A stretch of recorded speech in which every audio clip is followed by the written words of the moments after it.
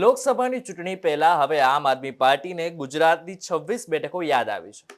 ચૈતર વસાવાને તો બચાવવા માટે કોઈ દિલ્હીથી આવી શક્યું નહીં, પણ હવે ચૂંટણી પહેલા આમ આદમી પાર્ટીના મંત્રીઓ અને ટૂંક સમયમાં હવે ખુદ અરવિંદ કેજરીવાલ આવે તેવી શક્યતાઓ છે. ત્યારે કયા મંત્રીઓ આવશે તેની વાત કરીશું આપણે વિડીયોમાં. નમસ્કાર, આપની સાથે હું છું કરણ.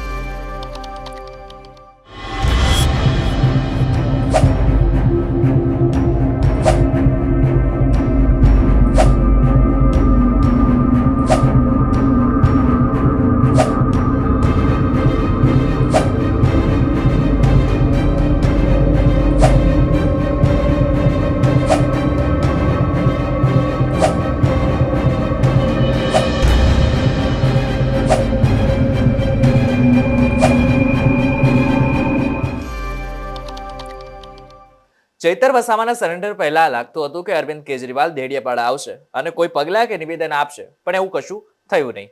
પણ હવે જ્યારે આપના ધારાસભ્ય ભૂપતભાઈને રાજીનામું આપી દીધું છે, ત્યારે હવે કેજરીવાલ અને તેમના મંત્રીઓ પોતે લોકસભાની ચૂંટણી પહેલા ગુજરાતમાં ધામા નાખવાના છે. આમ આદમી પાર્ટીના રાજ્યસભાના સાંસદ અને ગુજરાત પ્રદેશ પ્રભારી ડોક્ટર સંદીપ પાઠક 26 ડિસેમ્બરના રોજ મંગળવારે ગુજરાતની મુલાકાતે છે. લોકસભા ચૂંટણીની તૈયારીના ભાગરૂપે અલગ અલગ પદાધિકારીઓ, ધારાસભ્યો અને અગત્યના સાથીઓ સાથે તેઓ મીટિંગ કરશે. આગામી લોકસભા માટે રણનીતિ અને સંગઠનાત્મક જે કામગીરી ચાલી રહી છે તેના માટે એક રિવ્યુ બેઠક પણ કરશે.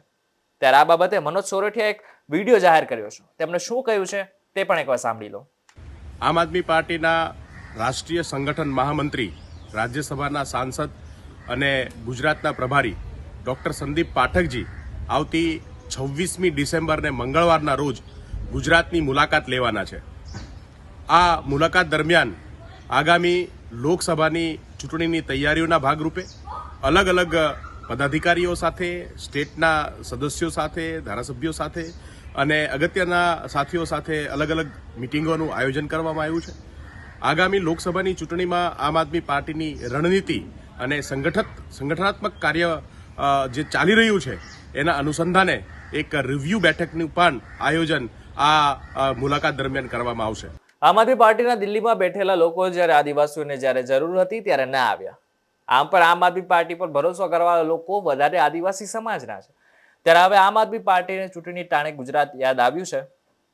આગામી લોકસભામાં અવનવા બદલાવ પોતાની પાર્ટીમાં આમ આદમી પાર્ટી કરે તેવી પૂરેપૂરી શક્યતાઓ છે.